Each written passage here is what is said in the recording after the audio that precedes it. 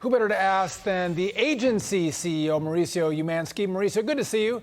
So that question, is this going to crush the real estate market in the higher end market in LA?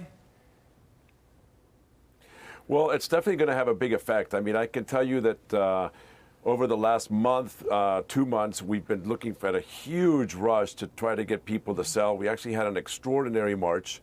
A lot of high-end homes sold in March. And right now, the pipeline going forward is really low and really gleam. So it's definitely in the immediate, in the first 3, 4, 5 days after this effect is going on, we're definitely already starting to see a major effect.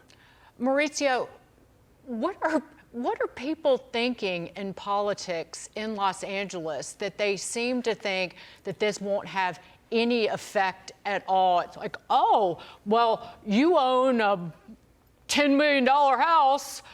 You can afford it, that there won't be an overall trickle-down effect to everybody as if it's just the burden on the seller and that's it. I don't think they're thinking right now. I think this comes at a really bad time.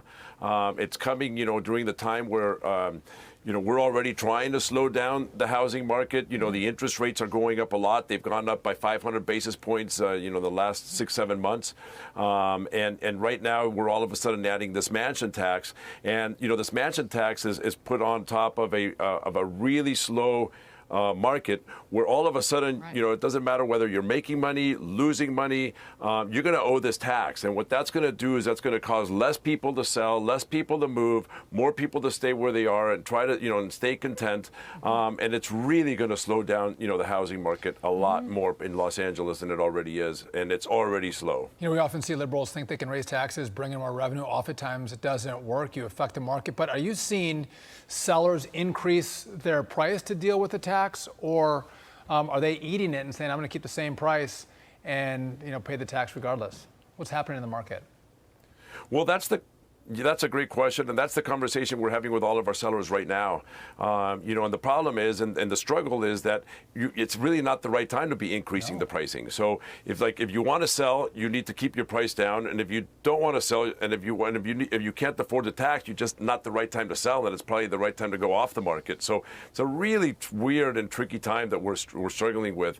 And the problem is that we don't even know if this money is actually going to to help the people. I mean, the way that they sold this on the ballot was that was literally let's tax the rich and let's go fix the problem with the homeless, and now Congress is now just putting in the council in order to try to figure out what they're going to do with the money, how much money they're going to have. So the entire public really voted on a proposition it wasn't even fully thought out. It was so poorly written. Most people don't even know about it. When I'm talking to my clients about it, they can't believe where it came from. They don't understand it. They don't know how it got on the ballot, and it's a real mess. But go ahead. No, I was just going to say, Mauricio, I have done a lot of reading and know a lot about the homeless problem in Los Angeles, and a lot of it is drug addiction.